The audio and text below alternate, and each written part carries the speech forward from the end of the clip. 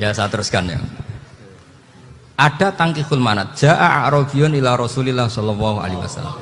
Faqala ahlaktu wa ma ahlakaka qal waqa'tu imraati fi nahari Ramadan.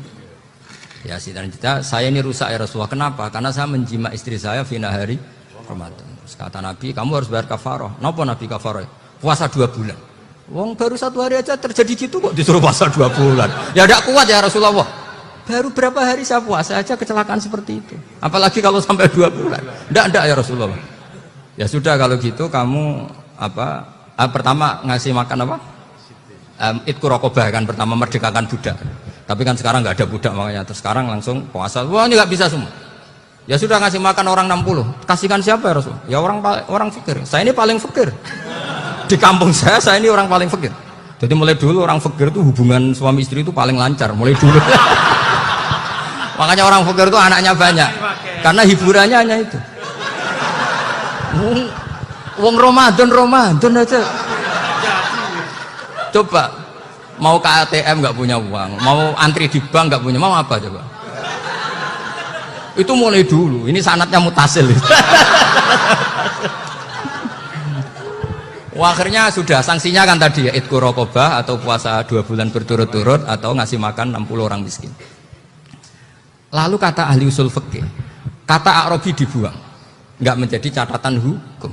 Orang kota pun kalau melakukan itu juga kena sanksi yang sama. Imro'atau juga dibuang. Andai kan itu dilakukan untuk amatnya juga ketentuannya sama. Nah sekarang perdebatan antara Imam Syafi'i dan Imam Malik begini. Sekarang pertanyaan gini, jima istri itu hukumnya boleh apa haram? Boleh kan? Lalu kalau ada orang tanpa udzur kemudian makan siang-siang, cara Imam Malik hukumnya sama, harus kena sanksi yang sama. Karena sama-sama hadku hurmati Ramadan bi ghairi udzrin syar'iyyin. Sama-sama merusak hukum Ramadan tanpa udzur syar'. Lu jima itu tidak zina. Kan hukumnya jaiz. Nah, sekarang makan hukumnya jaiz, harusnya juga kena ketentuan yang sama. Cara pikirannya Imam Malik. Nah, alhamdulillah Imam Syafi'i gak setuju. Wah, cara setuju repot. Bahkan orang-orang Syafi'i sudah punya khilaf, kalau gitu minum dulu.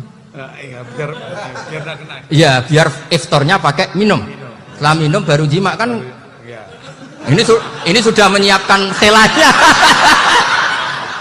ini khas Syafi'i ini, bongsong rekayasa hukum. Nanti bisa belajar jauh cara ngakali hukum. Makanya guyonan yang masyhur Gus Dur itu gitu.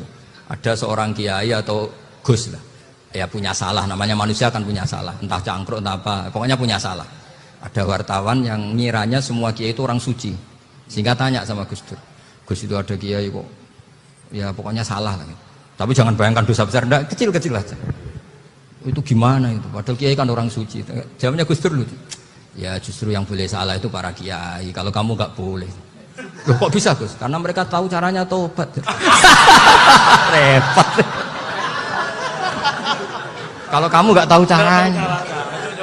Sama pelanggaran hukum itu ya harus pakar-pakar hukum. Ya.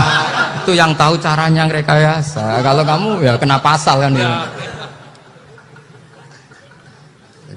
Jadi kamu jangan niru saya. Saya ini punya sekian cara untuk kembali. Nah, itu namanya khilah. Makanya kata Sayyid Muhammad, kamu tidak usah anti khilah. Karena Abu Hanifah itu membolehkan khilah. Kitabul khiyal. Yang penting kamu soleh dulu. Setelah soleh nanti Allah maklumi. Soleh dulu, syaratnya soleh dulu. Kalau tidak soleh jangan. Contohnya gini, ada orang mau puasa lemes sekali, mau makan. Gampang. Kalau langsung makan kan kayak hadku hormati Ramadan biwari udrin syar'iyyin. Aku langsung mau jembera sowan Mbah Firjon. Sudah status saya apa? Musafir. Nah, sudah berangkat aja sampai Tuban makan. Nanti kalau nggak jadi ya nggak apa-apa sudah. Kan mulai pergi sudah musafir. Saya tidak tahu nanti malaikat tertarik gebuki nggak tahu. Tapi itu ada khilafnya. Asal soleh. Karena kata Sayyid Muhammad dan semua kitab mengatakan itu. Kalau sampean nggak tahu ya kebablasan. Nabi Ayub, yang nabi yang terkenal Gudiken itu siapa? Ayub ya. Nah, itu yang Israiliyatnya akan seru lah. Gudiken dikukur bek kreweng itu terlalu lah kali itu. Untuk kreweng konti ning Arab ora ono kreweng itu sudah masalah itu. Singkat cerita, Nabi Ayub ketika diasingkan kaumnya itu kan nggak punya sumber makanan. Lah orang lelaki itu mulai dulu egois. Istrinya Nabi Ayub itu cantik sekali. Udah cantik, rambutnya bagus. Makanya kamu nggak usah tanya kenapa istrinya Kiai banyak yang cantik. Ya nah warasatul anbiya, nggak boleh mungkin. Kalau nggak cantik ya warasatul anbiya dari segi balak. Istrinya Nabi itu semuanya cantik. Nggak usah tanya sebabnya apa, pokoknya gitu, semuanya cantik. Singkat cerita, beberapa kali istrinya Nabi Ayub itu kerja demi bisa nafkahi Nabi siapa? Suatu saat itu tidak ada pekerjaan yang cukup untuk beli roti. Satu-satunya peluang dapat rezeki itu putrinya raja itu rambutnya berondoli. Terus ada sayembara siapa yang rambutnya bagus mau dibeli. Sampai rambutnya istrinya Nabi Ayub itu dijual. Nabi Ayub tersinggung karena itu mengurangi kecantikan. Jadi lelaki mulai dulu gitu. Udah nggak urun kalau istrinya nggak cantik itu komplain. Itu khasnya lelaki. Jadi kalau kamu gitu ada sanadnya juga, tenang saja ya. Komplain ya pegawaian itu. Saking mangkelnya Nabi Ayub terus ngendikan la adriban naki mi'ata sautin. Kamu akan saya pukuli dengan mi'ata sautin atau dengan 100 cambukan. Atau mi'ata dikhtin atau mi'ata apalah sesuai konteks zaman itu. Engko nek muni pecut tuku konti kok ribet lagi. Singkat cerita akhirnya ketahuan bahwa istrinya menjual itu demi Nabi Ayub. Allah nggak ridho kalau kekasihnya yaitu istrinya Nabi Ayub wis perjuangan kayak gitu malah kena hukuman.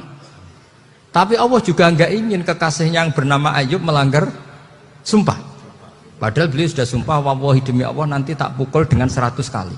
100 kali dengan lidi lah misalnya, contoh yang gampang tuh lidi. Akhirnya sama Allah dikasih satu solusi.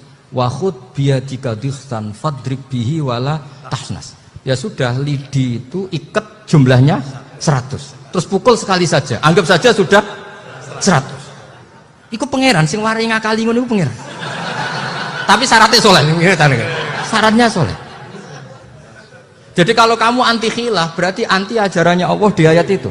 Wa khud biyadika dikhtan fadrib bihi wala tahnas. Itu dulu ada, ini cerita di Ithaf. Ini cerita terakhir. Ini sudah, sama jangan nama sudah. Terus pengumuman tadi yang nggak pernah sepuh ngutang saya itu haram tadi. Karena tadi saya punya kewajiban di rumah yang bisa menggugurkan ya kewajiban yang lebih besar. Lebih besar itu ya tadi bisa pernah guru, pernah sepuh. Yang jelas nggak umur. Umur sampean menangkap itu. Tua ini serepot itu. Ada raja itu ganteng kaya, senengannya nikah perawan cantik. Itu semua kampung mesti kenal. Mungkin digilir atau gimana pokoknya. Suatu saat ada pemuda suka sama perempuan yang di kampungnya, cantik sekali. Kemudian pemuda ini ternyata pekerja di kerajaan itu. Tiap hari ditanya, wah itu yang di kampung yang cantik siapa? Mau saya nikahin gini. Wah bahaya ini saingannya raja. Jadi yang dibidik pemuda tadi itu saingannya. Si raja ini orang yang namanya raja kan gengsinya tinggi. Kaifatang kihuha wa qad ra'aitu qad qabbalaha rajulun. Kok mbok nikah piye? Saya tuh pernah melihat dicium lelaki. Wah gak mau. Gak gelem kadung ditambung lan waqat qabbalaha rajulun. Saya pernah melihat sendiri qabbalaha rajulun, dicium oleh lelaki. Wah sudah gak minat raja langsung gak keren. Suatu saat pemuda tadi nikahi perempuan itu. Rajanya marah-marah. Kamu lelaki gak punya harga diri gini. Gak punya selera, gak punya harga diri, sudah pernah dicium orang kok tetap dinikah. Terus bilang ke raja, ta'rif manir rajul, lelaki itu siapa? Abuha. Kamu tahu lelaki itu siapa? Sopo? Abuha. Bapaknya. Saya kan hanya bilang rajulun. Pernah dicium lelaki. Lah pikirannya raja lelaki kue-kue ngene iki. Tapi butuh tanam mau rojo ben gak sido itu aja tuh. Baru kayak digulirkan gitu waqat qabbalah rajulun. Enggak mau. Setelah itu suatu saat pegawainya tadi nikahi perempuan. Kamu gak punya harga diri gini.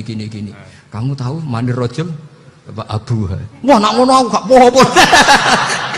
Lah monggo sakniki wis bojo kula. Ora trimo wis diambung wis macam-macam. Lah itu namanya khilah. Apa?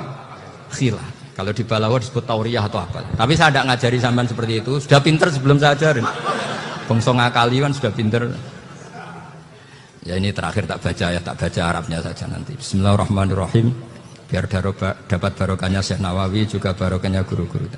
Bismillahirrahmanirrahim. Wa sababu nuzuli hadil ayati annahu kana baina farisa war rumi qitalun wa kanal musyrikuuna yawadduna antaghliba farisu ar-ruma li anna farisa kanu majusiyan ummiyin wal muslimuna yawadduna ghalabatar rum ala faris liqaunihim ahla kitabin.